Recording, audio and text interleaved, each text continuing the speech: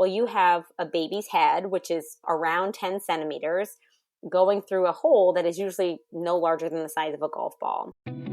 Hey, my name is Trish Ware, and I am obsessed with all things pregnancy and birth and helping you to navigate both the practical and the magical seasons of this journey called motherhood.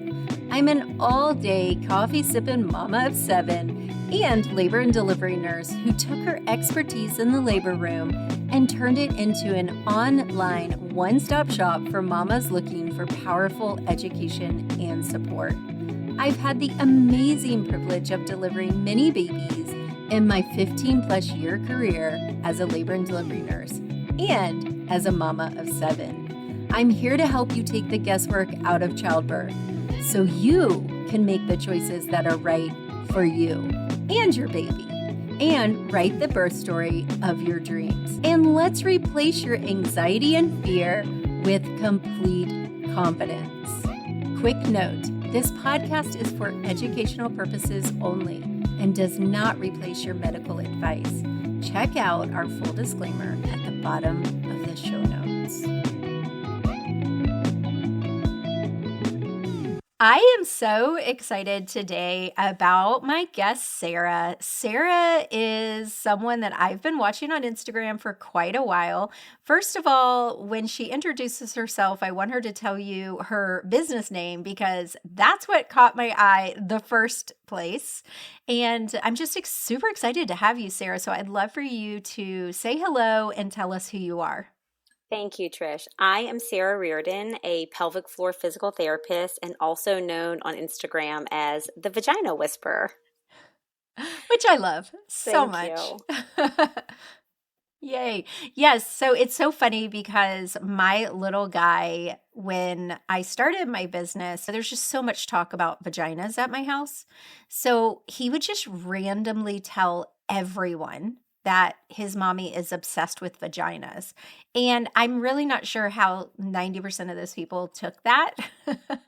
Because I got tired of explaining it. Anyway, so we're so excited to have you today. And one of the first things I always do with all my guests is ask about your birth experience. I found from doing the podcast that a lot of the experts that come on, especially the mom experts who are educating and empowering women, are doing so because of something related to their birth experience. So I love to hear what your birth experiences have been like. Absolutely. And it's interesting because mine may differ with respect to other birth professionals, but I have been a pelvic floor physical therapist for 15 years. I went to physical therapy school and got just a general PT doctorate degree. And then I specialized in pelvic health out of graduate school. So this is back when it wasn't as popular. And I had my first son 7 years ago. I have 2 children. They're 5 and 7 right now. And when I was preparing for my birth, I prepared. I did perineal massage. I saw a pelvic floor physical therapist in my practice. I did a lot of work on just relaxation, learning how to push, using a lot of support garments during pregnancy. And I had a really amazing birth. I had a completely unmedicated birth with a pretty fast labor. So that I think is just luck and genetics, but I had a pretty fast labor and I gave birth lying on my side, again, unmedicated, and had no tearing. And that was the exact same situation for my second birth. And I think some of it is luck, some of it is preparation. But I think what my birth experiences, both of them really showed me was that you can prepare for birth, that you don't have to go into this experience saying, oh, I'm just going to do whatever they tell me, that you don't have to go in. It's scary, but I think the more education that we have, the more power, the more control we feel like we are in versus feeling like a passenger in the process. We feel like we're really the drivers.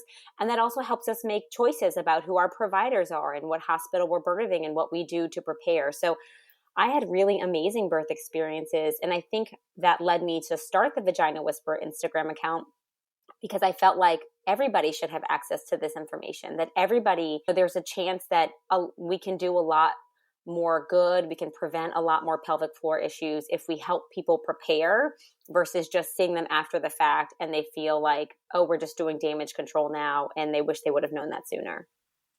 I love that so much. I tell my girls all the time, knowledge is power, but there's one step farther is it has to be applied. So I think it's so great because what I hear is like you had all this knowledge, but you also used it and applied it and advocated for yourself. And of course, I tell all my girls, I think there's a healthy balance between releasing fears, but the only way to do that is through knowledge. It really is. And I always equate birth with if you are going to some foreign country where you don't speak the language, you don't know the culture, you wouldn't just show up, come out of the airport, and then try to plan your trip. You would read books, you would watch YouTube videos, you would educate yourself on the culture and the language, and you would have your stay planned out, mapped out. You wouldn't just wing it. And so I think it's the same with birth, but then also taking it a step further is being flexible to make changes as needed by using that knowledge. So today, we're going to talk about one of the hottest topics on Labor Nurse Mama, which is vaginal tearing. And we're going to go a little bit deeper because we do want to prepare. And I tell my girls all the time that you can do a lot to prepare for tearing, but sometimes it's out of your control. So I want everyone to know that it's not a 100% guaranteed, but why not do what you can to prepare? And like you said, feel like you're a part of it and you're taking ownership of your birth. So we're going to talk about perineal massage today. It's one of my favorite topics. And I think it's something that there's been a lot of controversy about. Is it really helpful or does it really do anything? And my takeaway is it does no harm. There are no negative side effects to doing perineal tearing, but the majority of folks giving birth do experience a perineal tear. Most often, it's a very mild tear that can be as small as a paper cut to what we call a grade 2 tear that's into the perineal tissue, which is muscle.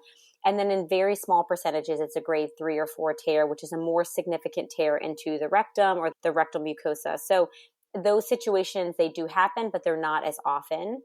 And the thing is with perineal massage and perineal tearing is that, again, is it going to prevent perineal tearing? It may, but the research does show that it helps people feel more prepared.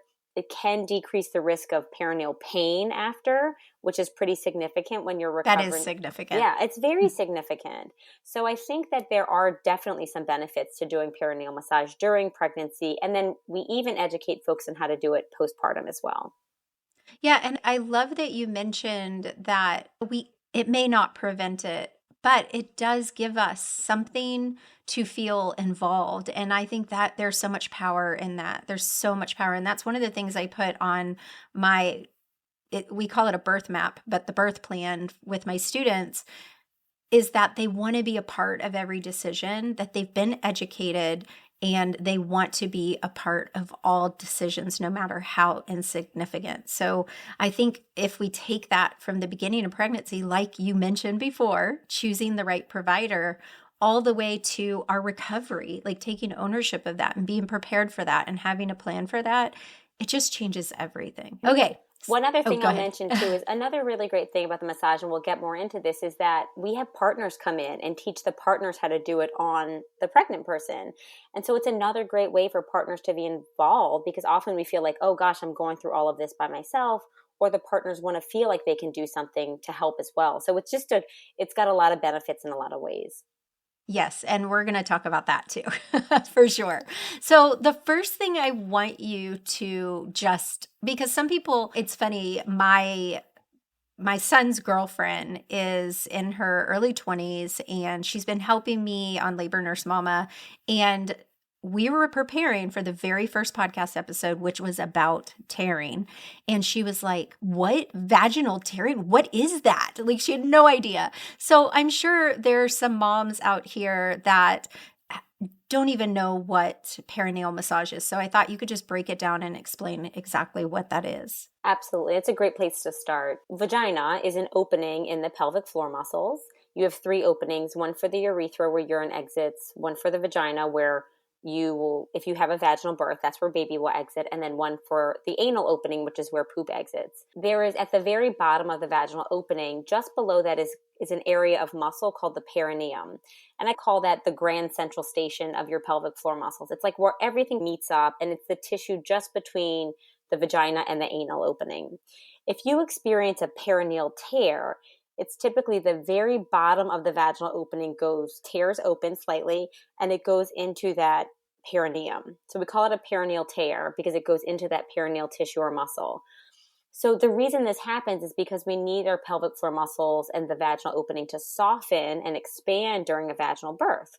Well, you have a baby's head, which is around 10 centimeters, going through a hole that is usually no larger than the size of a golf ball. So what can help is really softening the perineum or the base of the vaginal opening. So you don't go to the middle of the vagina, the middle of the tissue between the vagina and the anus and massage that. You actually do it through the vaginal opening, and you massage the very bottom of that area to help soften the tissue at the vaginal opening, and that can help, we hope, minimize the risk of tearing in that area during a vaginal birth. Okay, so that was a fantastic explanation. I love it. And I love that you covered each opening, what they're for, because that's another thing I find with a lot of my patients, that we just as women, a lot of times we don't understand our body. And I think that is a really great starting place, is to explain what our body is and what's going on down there. Okay, so how do you do it and how does it help? It's great. So typically there are two positions that I have mamas practice this in. One is usually lying in a reclined position in their bed. So I'll have them put a couple pillows behind their back, put a couple pillows under their knees, and their knees are relaxed open in a butterfly position. And they have a little towel under their bottom so that they're using a lubricant or a coconut oil, and that will just collect on the towel so it doesn't get on their bed sheets. And then I have them actually take their thumb, either their right or their left thumb, reach around the pregnant belly and put their thumb into the vaginal opening. So it's pointing down, the pad of the thumb is pointing down towards the bed. And then you literally just put pressure down toward inside the opening. You're up to about your first knuckle and put pressure down, and you might feel a little bit of a burning sensation. And that burning sensation is the muscle stretching. So just like you have maybe tight muscles in your neck or your jaw or your shoulders, if you press on those muscles, they feel a little bit tender. It's the same thing when you're pressing on the muscles at the bottom of the vaginal opening. So you press those muscles, you hold it for 3 to 4 big deep breaths, and you typically feel that burning start to subside, and that's the muscle releasing. Then you swoop your finger to the side, you go a little bit towards the left side, a little bit towards the right side, and you again hold that pressure till you feel a little bit of burning, take a couple big deep breaths, and then feel that burning subside. And that's you releasing the muscle. And you can do that all towards the kind of bottom half of the vaginal opening. So if you think of your vaginal opening like a clock, 12 o'clock is the top and 6 o'clock is the very bottom towards the anal opening, you're staying between 3 to 9. So you can do it in that lying down position, or you can do it in standing. I usually have people do it with their foot on a footstool. So they're standing, one foot's on a footstool, and then one foot's on the ground. I call it like the Captain Morgan position. And they do the same thing, reach one hand around the belly and put a little bit of pressure. So you can do it on yourself in either of those positions. But if you want to bring in a partner, you typically do it lying on your back, reclined, and then the partner uses their index finger to stretch the opening for you. And do you recommend using any kind of lubricants or oils or? Absolutely. So you can use an all natural organic oil like coconut oil, olive oil, vitamin E oil, or if you want to use a lubricant, I typically recommend something that's water soluble.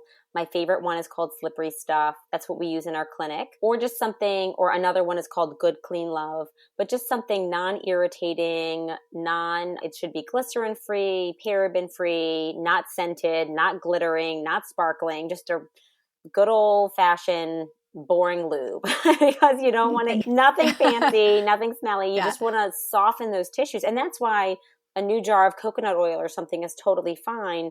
You're just using it to put a little bit of pressure towards those muscles and just breathing and softening and letting those tissues relax. And the whole process really takes maybe 5 to 10 minutes. You're not doing this for 30 minutes. You can do it for 10 minutes 3 times a week. And there's been evidence to show that just doing that little bit starting around 34 weeks of pregnancy can really help in those later stages prepare for birth.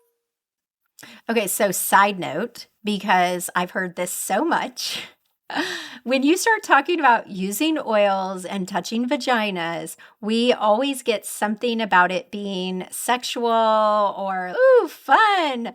But I just want you guys to know this is not an exciting process. Right.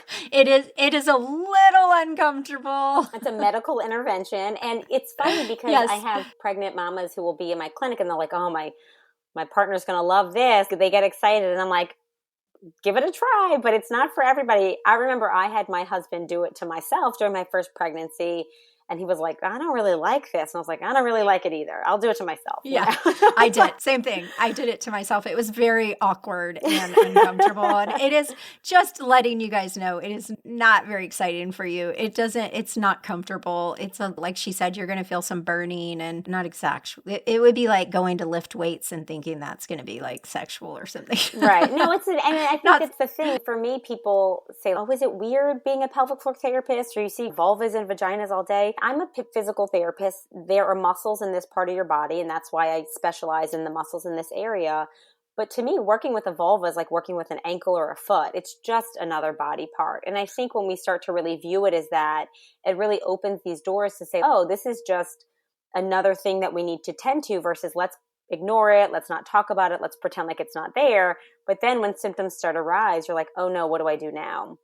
So I think when you just think about it as another body part, it really demystifies the whole thing and makes it just a treatment like you treat a sore ankle. I love that you say that so much. And as you were speaking, I was thinking I have gotten like a little bit of trouble on Instagram and Facebook for saying the word vagina or saying the word sex inside my posts. And I find that to be absolutely ludicrous. Yeah. I don't get it. It is. And I think that's been the challenge is Instagram or Facebook or social media in general has really evolved for someone like myself and someone like you to be educational platforms. My entire business started on Instagram because the growth of my account was really a testament to people really want this information and they're not getting it from anywhere else. They're not getting it from their midwives or their physicians or even just their childbirth education classes, maybe 5 or 7 years ago. It's changed now.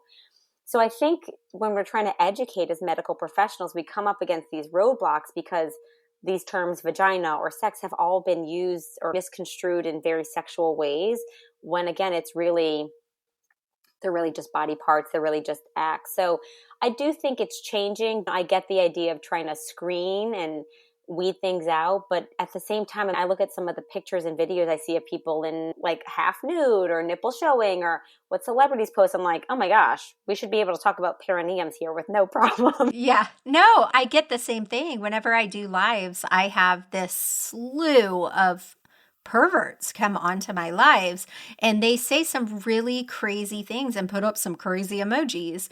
And I can't block half the words they use because they're words I need to use. And so I find it really crazy that they can continue to do that, but yet I can't say the word vagina or sex after pregnancy. But anyway, that's a whole nother podcast. One of the things I love most about being an online birth educator is being able to connect with my students and all of my followers. And one of the top questions I get all the time about our birth classes is what makes Labor Nurse Mama birth classes different from other courses. Our classes are different because I actually care if you succeed in your birth quest. I've built an insane amount of support and accountability into both of my birth classes, which means you are so much more likely to succeed and leave your birth feeling calm and confident. Girl, I have a reputation for being a super supportive online labor and delivery nurse / doula. I bring my experience from having had 6 babies myself and bringing thousands of babies into the world. I want you to know you are capable. You are strong. But I also know that sometimes medical interventions are necessary. And if you find yourself in the situation where you have to make big decisions, I want you to be armed with the extensive guidance to make an informed choice. Girl, check out our birth classes. They both come with support that you cannot find anywhere else. We have weekly happy hour hangouts where I hang out with you and actually answer your questions face to face. Link is in the show notes. So one of the other things that I wanted to ask you as far as preparing your perineum, and we've talked about the perineal massage, and I feel we've gone into that and how that can benefit, but is there anything else? Let's say you're working with a client, prepping her, because I love that you work with them to prep them for birth instead of waiting for an issue. I think that I so wish that I had, oop, I lost you for a second. There you go. Okay. I so wish that I had been educated. Of course, I had my first children before there was internet, so that would have been near impossible. But I think it's so important because I think the consensus or the view is hope for the best and then take care of it if you have a problem after, or even the consensus of, oh, if you have babies, you're going to pee on yourself, or if you jump, or this or that, which I just would like to point out. I have had 6 babies and I can still jump on a trampoline. I have no problems. And some of that is because my mother, thank you goodness, she came from a very birth-friendly family, and she had me doing squats when I was pregnant. She had me doing Kegels, and Kegels immediately in recovery. And thank you, Jesus, I listened to my mom for once. But I also good genetics, I'm sure. But I think that just accepting that you're going to have issues peeing on yourself or have problems with sex or have this, that, or the other is really frustrating. So I would love to hear before we get done, a couple other ways that you would say besides perineal massage, what do you recommend for preparing your perineum? Absolutely. And it's so interesting because the whole narrative that, one, there's nothing you can do, just do whatever they tell you or just wait for things to happen is completely incorrect. And that on the flip side, that this is just the way it has to be. If you have pain with sex, or if you have a cesarean scar shelf, or if you leak with coughing or jumping or laughing, that's just your new body. That narrative is so incorrect. And I think that we've just disregarded everything that women and mothers go through to keep our population growing, and then we discard them to the side. And it is one of my biggest driving forces in continuing to educate people. When we do birth preparation in our clinic, and we really came up with this idea about 3 years ago, and one of the reasons is, one, we don't work for a hospital-based system. I left a hospital and opened my own clinic because I was at that hospital and I said, hey, I really think that we should educate in the childbirth education classes that pelvic floor therapy is a thing and that moms can check in with us after childbirth. And their response was, we don't want to scare moms. So we don't want to tell them that problems could happen. And we don't really feel pregnant people or postpartum people have those problems anyway. It's just when you get older. And I put in my resignation the next day. I had the ability to do that. And I was like, I cannot ethically continue to work in an environment where they don't prioritize prevention or recognize that moms need more support. It is the foundation of what I do. So in our clinic, some of the ways that we help prepare moms for birth are, we definitely educate on perineal tearing, but we also educate on positioning during pushing. And one of the reasons for that is it's pretty standard that we give birth lying on our backs and our knees are hiked to our chests and we have our feet in stirrups. And that's the only option we have. But the reality of it, the research and ACOG, which is the Academy of Obstetrics and Gynecology, recommend that you do whatever position works best for you so that you have options. And your options could be being on hands and knees. Your options could be lying on your side to give birth. And lying on your side is a totally feasible position, even with an epidural. And that position in the research has shown to minimize the risk of perineal tearing more than any other position. So we coach a lot of our moms to give birth on their side. We also encourage them to have conversations with their medical providers in advance to say, hey, I practice this with my PT. What are my options when I'm in birth? I want you to know that this is something I want to try if I feel like I need to lie on my side. So just having those preliminary conversations to advocate for themselves. So lying on their sides, one, learning how to push. Again, we don't oftentimes in birth, women are coached to hold their breath, and we call it purple pushing and push as hard as they can, when that's not the optimal way to relax your pelvic floor muscles. The optimal way to relax your pelvic floor muscles is to exhale and blow out like you're blowing out birthday candles or bubbles. when you hold your breath to push, you're actually tightening your pelvic floor, which is the opposite of what we want. So we teach them how to push and bear down with exhaling, with breathing, and really using their breath to help relax versus holding their breath, which can often make them tired. It can cause more pelvic floor weakness like prolapse and hemorrhoids and incontinence, and just help them actually not get baby down the birth canal. And then the last thing is using a warm compress, labor and pushing, talking to their medical provider, using a warm washcloth to put on the perineum while they're pushing. And research has shown that's been beneficial to minimize tearing as well. This is why I do what I do. This is why I teach online educations that is not affiliated with anyone.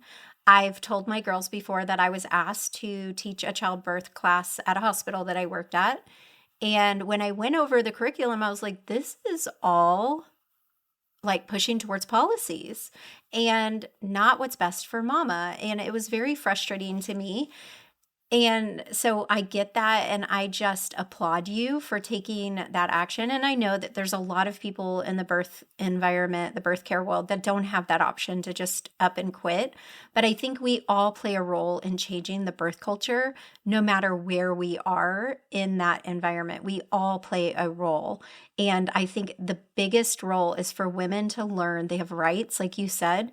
Yes, it may be your provider's policy to push everyone in lithotomy position, but that does not mean that you have to. And the only way these providers are going to start working with women in the positions they want to push in is if women start refusing. Now, I tell my girls all the time, we don't go into birth just refusing because we can't. We don't just willy-nilly, I'm not doing that. I don't want to do it. I'm not doing it. We go in educated and understand, like, why is this done this way and why would this be necessary? Because sometimes there are these interventions we do, which, like lithotomy pushing, is really an intervention in certain emergent situations where it might be necessary.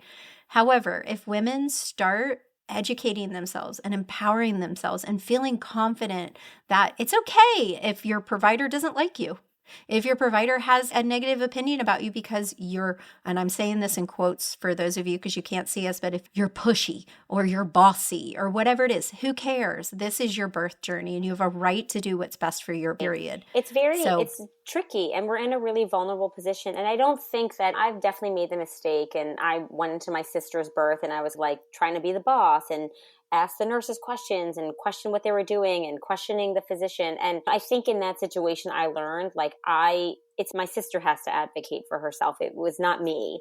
And that was not my role. And I just added more tension to the arena, to the point where she was like, you need to leave, Sara. I was like, you're right. I'm not cut out for this. I love vulnerability. But at the same time, I think that as the past 5 or 6 years that this has been evolving on Instagram for me personally, I have nurses reaching out saying, can you teach us what you're teaching your patients, because they want to do better. And I have OBGYNs and midwives reaching out saying, what are y'all doing that are best practices? Because ultimately, I do think providers all across the board want an optimal outcome, which is not just healthy baby, but it's also healthy mom. And I think that we're looking at the research and we're saying, like, okay, how can we do things better? The way that we're doing things is not the best. How can we keep doing things better so that we are having better outcomes? And that doesn't just go along with you're at a hospital within 1 or 2 days with no infection. It's minimizing the risk of pelvic floor prolapse, helping moms have less birth trauma, decreasing the risk of perineal tears and cesarean birth. So a lot of different outcomes that I think that people are interested in, but we just have always been doing things the same way, that it's hard to start changing those methods. But I see interest in all areas. It just needs to keep growing, not just from patients asking for it, but from providers at all levels saying, like, okay, how can we do things better? And I see it. It's just slowly changing. No, and I love that you said that, because I'm a labor and delivery nurse of many years, sitting right here, who will humbly say, and I tell my girls, I've told my students, I get my students and I have a very tight-knit community. We meet weekly. We do what we call a happy hour on Zoom. So I talk to them face to face and get to know them. And I have humbly told them, for many years, I just did what I was taught to do, which was standard when it came to cervical exams and pushing. And, how many times I would have a mom, I can remember having a mom who was pushing I do the same thing, blow out your birthday candles, and later in my career. But earlier in my career, I would see women naturally doing that. And then we would be like, okay, let's use all that power. Let's hold our breath and hold it like you're under the water. Okay, now come back up, take a breath, go back under. And how many times I did that. And now I'm like, it wasn't evil intent. I wasn't intending to do it wrong. It's just what I was taught. So you're right. It's about ongoing education. It's about listening to our parents. And 100% healthy mom is a lot more than just not having a hemorrhage or not having some catastrophic event during birth. It's about her mental status. It's about her physical, emotional, all of it is important. And I think for those of you listening who may have left your birth being told, at least you're good and baby's good, but feeling those things, those are important to acknowledge that it's a whole, it's all of you. Yeah. And I think that sometimes we as moms feel guilty for feeling traumatized or for feeling hurt or injured. It's, oh, I have a healthy baby, I should feel grateful for that. I'm like, you can feel grateful and still feel traumatized. You can feel grateful and still feel sad or disappointed or discouraged. Those are not two mutually exclusive feelings. So I think when we really start just recognizing that the experience is full spectrum, and like happy, healthy baby or healthy baby doesn't necessarily mean like happy birth. And so I think when we allow people to process that more and give them resources, like going to a pelvic floor therapist, going to a perinatal psychologist, joining a support group, whatever that may be, to help just acknowledge, hey, you're not alone in this process and it's okay to feel that. And if you don't go through those feelings, you're not really honoring your own self. You're just dismissing it, which I think a lot of society has put on us. Carry on, you're good now. But if we don't feel good, we're like, what do we do now? And the other thing to your point about like, when we know better, we do better. And now we know better. I think now we know, oh, there are options. There are different ways. Medicine is evolving. It's changing. And I think that we should change with it. And I think now that we see pelvic floor therapy as a piece of this puzzle, it really has the potential to just improve birth outcomes and pelvic floor outcomes for moms, for decades to come. Yes, and I love it. And I think we are seeing a huge change in the girls who are having babies at this point, and just my students in general. Oh my gosh, I'm so proud of them. They're going to chiropractors, they're going to physical therapists. They're not just accepting that you're going to hurt during your whole pregnancy. They're taking action. And I think, and the same, they are seeing pelvic floor therapists. They're getting an assessment before birth. They're insisting on more postpartum care. And we're proud of you guys. 100%. That is what we have to do to really take ownership of that and realize you don't have to accept it all. You can do something about it. Anyway, I am so happy to have you today. And of course, we got off on a little bit of other tangents, but that always happens here. So again, will you tell everyone where they can find you? And then I have one more question for you. Sure. So I'm on Instagram at the.vagina.whisperer. And that's really where I post a ton of my content. And I have a website, thevagwhisperer.com, where I have a membership platform for pregnancy, pelvic floor exercises, childbirth preparation, postpartum recovery strengthening. So really my goal is to help meet moms in the very beginning from week 4 of pregnancy and walk them week by week through their pregnancy and helping strengthen their pelvic floor, helping them manage pelvic floor issues like incontinence or constipation or hemorrhoids. And then really that last trimester, prepare for birth. So teaching them pushing and perineal massage and stretches to do that will help. And then literally postpartum, day 1, when they're home, walking them through, just like you said, pelvic floor strengthening with Kegels and tips for perineal scar healing or perineal scar healing, and then strengthening all the way back until they can get to running and jumping and all the things we want to do as moms, and just really giving them step-by-step guidance on how to take care of their bodies during this time. My website's thevagwhisperer.com. I love that so much. Okay, so my last question I ask everyone is, what do you feel is your superpower? And I do this because I want my listeners to start seeing the positive in themselves. And I think we all get a little bit uncomfortable trying to say something good about ourselves. And so I always like to end this with, what is your superpower? What is amazing about Sara? This is a tricky one to ask someone when we try to be humble. I thought about this, and I really have to say, it's not even being a pelvic floor therapist or dressing up in a vulva costume to educate people on their vaginas. I think my real superpower is really being able to be a mom to my 2 boys and create this platform, this following, this business that I am so passionate about while still being a really present and great mom to my kids. And I think that I often felt like I had to choose one or the other. Oh, you just need to be a career person and follow your career, or you need to be a stay-at-home mom and just take care of your kids and be available for them. And I feel like over the past 5 or 7 years, I've really been able to grow my career and just blossom incredibly in this arena, but then also be a really great mom to my kids. And I've missed things. I've missed their birthdays. I've missed their parties at school, but I am there for them 95% of the time.